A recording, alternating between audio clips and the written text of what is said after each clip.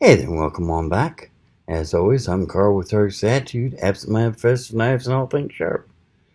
Today, it's Monday, so we're doing knife basics, what you really need to know.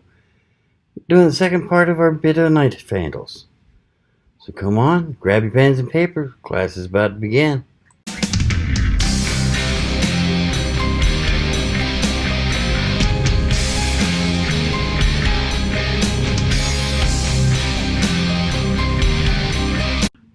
Yes, knife handles. As I told you in part one, there's just so much to talk about on knife handles that I couldn't fit it all in one video, just couldn't do it. But we'll take a look today and try to finish up. Last week we looked at a broad variety of most of the knife handles and concentrated more on G10 and micarta. This week we're going to do wood. But before we get right down to class, let's get the syllabus work out of the way first, shall we? If you're new to the channel, welcome. On Fridays we do knife reviews, occasional reviews of camping gear and survival gear, maybe a few lights, some cooking gear, compasses, all that sort of thing, but mainly knives. Here on Mondays we do knife basics. It's aimed at those who are new to the knife world, want to learn a little bit more so that they don't sit there going, well, I guess, whenever someone starts talking about all the intricacies of knives. Lets them feel a little bit more in control and lets them know what they're getting into. For those of you who have been here before, welcome back. I'm glad you rejoined us. For you, I've just got one question. And yes, you know what it is. Have you subscribed yet? I mean, come on, it's easy. Okay, come on. Now there's that guy out there in Colorado. Ignored me last week, ignored me the week before. Come on, dude. You've been with me for a while. Just hit that button right down there that says subscribe and hit the bell next to it. That way you don't have to go searching when I put up new videos. You'll get notified right away. It's a win-win situation. Win for you because you don't have to go searching for my videos. Win for me because, well, let's be honest, the more subscribers I get, the more easy it is for me to get all these neat new things to show you. But on with class today. As I said, we're talking knife handles again. And we're looking at wood. Probably the second oldest thing to be used for knife handles. Possibly even the oldest. I mean, it's a toss-up between wood and bone. Wood was sometimes a lot easier to get. But, and there's all sorts of woods out there. You can make knives with handles of all sorts and types. Some of the knives I've made, I've got one here. It's made with bird's eye maple. It's called bird's eye because you can see all these little eye-like things right there in the back of the handle. That's actually where branches were coming out of the trunk and it left that eye pattern. It's a beautiful wood. Makes a gorgeous handle. Very nice. You can get some other woods. I mean, you can use, let's see here.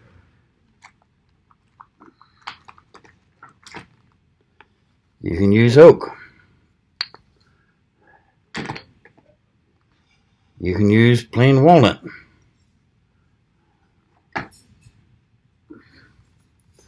We've got rosewood. Matter of fact, I've got a set of grips I made for 1911 out of rosewood. Bolivian rosewood to be exact. Let me just get this open. But if you can make grips for a 1911 out of it, you can sure make a knife handle out of it. It's just a very nice wood. You can use something a little bit more exotic, like, let me seal that back up. Maybe you want to use Purple Heart. You finish this with linseed oil. It's really purple. It's a gorgeous wood, just not one most people think of. You can use black palm. Here's another one I made. Just very intriguing wood, black palm. Very eye-catching. Very tough, very sturdy. Works beautifully. You can get some other ones. This one I made for my daughter. And that handle is made out of what's called marble wood. And really, marble wood makes a much prettier handle because the coloring and grain pattern just pop. You could also use olive wood. Here's another set of 1911 grips I had made out of olive wood. And again, the grain pattern is just so striking, it makes it even prettier. Or you can get into something really exotic, like this one is called leopard wood, because it looks almost like it's got leopard spots. There's only one problem with leopard wood, though. It's not a softwood exactly, but it splinters and cracks very easily. So for knife handles and like, it just doesn't work well on its own. Nor does burls. What is burl you want, and why would I mention a wood that you really can't use? Because of something called stabilized wood. Let's go online and take a quick look at a couple things, shall we? Burl wood is basically, it can come from any type of tree. But this that you see right in front of you is a burl. It happens normally because of some sort of disease or insect attack. Could be a fungus, could be any number of different insects. The tree tries to grow around the damaged area, and it can survive for many, many years. But if you cut into that burl, you get a pattern, something like this. As you see, it is just such a striking pattern. It really catches the eye, and it makes for beautiful, beautiful furniture and the like. Problem is, depending on what caused the burl, the wood may become more than a little bit unstable, rather brittle, easily cracked, just not what you really want. So what we do is we do what's called stabilization. Basically, you dry out the wood as best you can, while there's a little moisture left in it as possible. Then you put it in a vacuum chamber with some resin. The vacuum pulls the resin into the wood so that it starts to fill up all the spaces that were originally left by air and the moisture that has been driven out, until it completely permeates the wood. Then you move it over to a kiln or an oven, and you heat treat it for a couple hours so that it's dried, and you get something like this. See, it's still burl wood, and it looks just the same as the other did. That's because they just used plain resin on this. Now you've got a nice hardwood that can still be worked just like wood, but it's not going to split and splinter and crumble on you. I can do a lot of different things with it. For instance, here's some spalted maple. Again, if this wasn't stabilized, this would just fall apart on you if you were trying to do anything with it. Because it's stabilized, it's very useful now. And again, but it doesn't just have to be plain wood colored. You can actually dye the resin, then you can get something like this. Imagine making a knife handle out of that. If that doesn't catch your eye, I don't know what's going to. And there are hundreds of places you can go to get stabilized wood if you don't want to stabilize your own. One of more popular is Texas Knife Supply. There we go.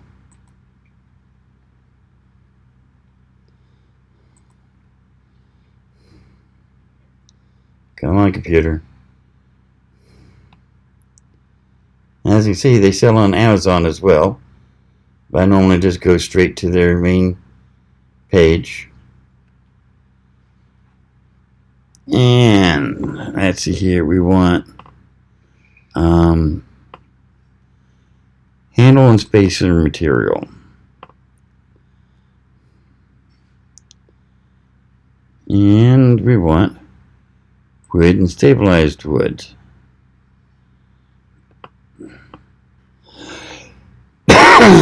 And you can just, they're a little light on variety right now, but still got some beautiful new stuff. This one that I'm trying to load up right now, and I apologize for it taking so long. My internet connection must be messing with me again.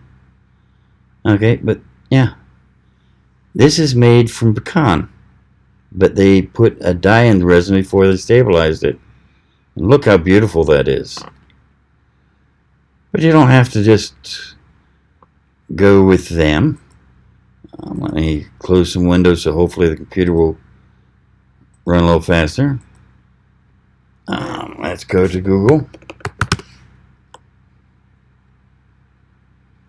Oh, come on, you.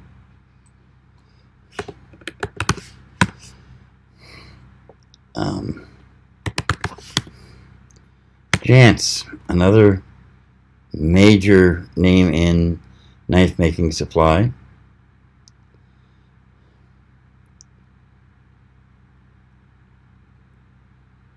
They've been, I always stop by their table every year at the Blade Show. Handle materials. Notice pine cones. Yes, they can actually do pine cones. Basically, it's done the same way as you do stabilized wood. It's soaked in a resin in a vacuum chamber, then baked to harden it, cut into sheets to make knife handles with. Let's see what else we've got here. I'm looking for stabilized woods. Here we go. Now this is a new one on me. I haven't seen fernwood before.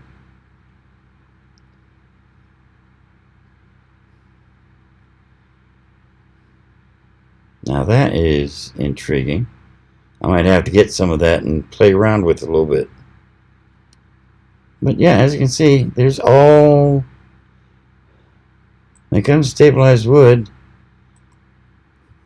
your imagination is the limit to what you can do. It just, and you get so many different colors and patterns. It's just beautiful. So there you have a quick overview of what I mean about how much selection there is with woods. You can get anything and everything. And thanks to new stabilization techniques, doesn't even matter if the wood's not normally something that's going to stand up to the kind of hard use that a knife would normally need. You can still make a knife handle out of it. You just spend a little bit of money getting it stabilized or stabilizing itself. It's really not that hard. It's just that, matter of fact, I'd do an example for you, but I don't have a vacuum pump at the moment. The one I did have kind of bit the dust. So, but if I get a new one in, we might, if I sell enough over the next couple months, Then I'll do one showing you exactly how to do stabilized wood. But in the meantime, I know this was a little bit duller than some of my things, but it does cover a little bit of what you needed to know. As I say, main thing used to be you had to pick a hardwood that could stand up to abuse. Oak was beautiful. Walnut was great. Maples were fantastic. You'll see a lot of people still using curly maple and bird's eye maple. Ebony was fantastic until it got so expensive. But nowadays, sky's the limit. But enough of that for today. I hope you found a little bit of use out of it. Hope you did enjoy looking at what I was showing you, if nothing else. I'll leave you with a couple videos over here that I hope you'll enjoy. And of course, you can always hit the shield or target over here. Get yourself subscribed. Meantime, you take care, and we'll see you next week. Bye now.